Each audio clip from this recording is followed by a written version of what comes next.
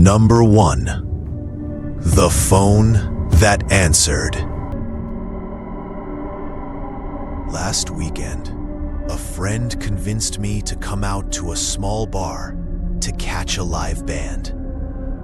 I wasn't even in the mood, but I went. Halfway through the night, after a couple of drinks, I realized my phone was gone. I tore the place apart, under tables, in the bathroom, even retraced every step from the parking lot. Nothing. I borrowed my friend's phone and called mine. After 2 rings, someone picked up. There was no hello, just this low, raspy laugh, like it was meant only for me. Then the line went dead. I called back again, straight to voicemail.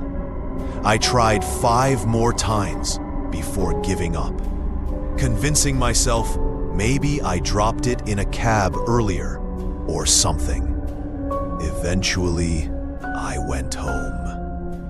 And that's when my stomach dropped.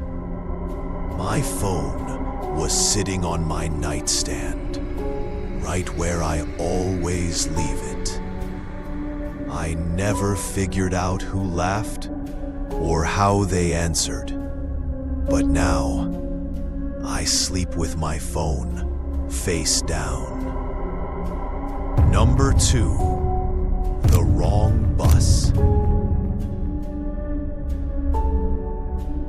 When I was a kid, I was always the last one waiting at the bus stop. Every morning felt the same. Cold air, an empty street, just me. One day, a bus rolled up.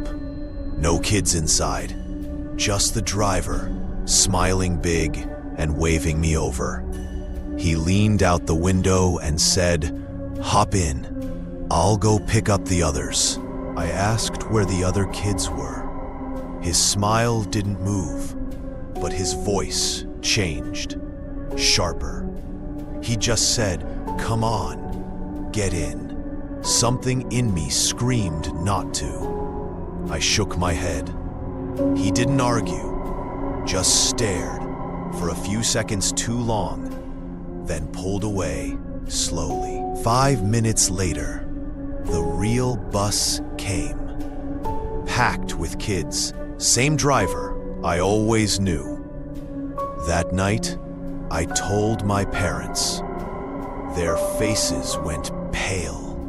They'd been calling the school all day, trying to figure out why another bus had been driving through the neighborhood. Even now, I can't stop thinking, if I had trusted that smile, where would I have ended up? Number 3, the lady next door. A couple years back, I rented a newly renovated apartment. Fresh paint, new floors, everything looked clean. But the woman living next door wasn't. From the start, she seemed wrong. She looked older than she was, spoke in whispers when she passed me, and stayed up at night, blasting Christian radio through her walls. I noticed her windows were painted black, and when she left her door cracked open, I caught glimpses of crosses scrawled on the walls in marker. ... One night, my girlfriend slept over. Around 3 a.m., I woke up and saw a figure at the foot of the bed. I thought I was dreaming until it spoke. It was my neighbor. She had broken in. She leaned forward and whispered, "You should lock your doors at night." And then, just like that, she turned and walked out. The next morning, I saw her carrying a plastic bag that smelled like rot. Later, I learned inside was her dead dog. She stood in the street, chanting in some language I didn't recognize until the cops arrived. They told me she was off her medication and dangerous. They took her away that night. I still lock my door every single evening, but sometimes I wake up and swear I see her shadow standing at the end of my bed. Number 4, the bike behind me. I used to work late shifts, and most nights I'd ride my bike home along a quiet road. It was the kind of road where the moon gave off just enough light to feel safe, but the silence always felt a little too deep. One night, earlier, someone had thrown a rock through the office window. It left me rattled, but by the time I was halfway home, I'd calmed down. That's when I noticed another bike beside me. A man pedaling slowly, keeping pace, with this unsettling smile on his face. Not a friendly smile, but like he knew something I didn't. At first, I ignored it. Then, I looked down at the bike. My stomach dropped. It was my mom's bike. I didn't say a word. I bolted home faster than I'd ever pedaled before.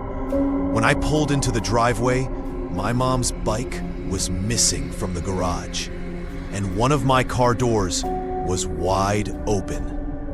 I never saw that man again, but I know he'd been watching the house long before that ride. Number 5, the payphone that knew my name.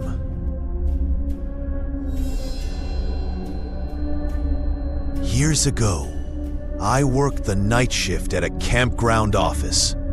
The guy before me told me about a payphone just outside my shack.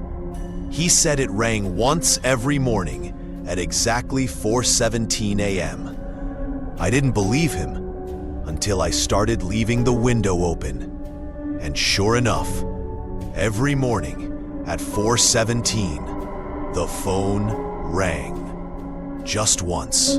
It wasn't a normal ring either. It sounded hollow, wet, like it was echoing through water. Finally, curiosity got to me. I set an alarm, waited, and answered it. For a long moment, there was just silence. Then I heard breathing, heavy, strained. And then a voice, rough, like gravel dragging against glass. It said my full name, first, middle, last, perfectly. I dropped the phone and slammed the shack door. My heart felt like it stopped.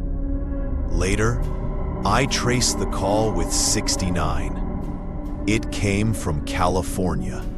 I lived in Indiana. That was years ago.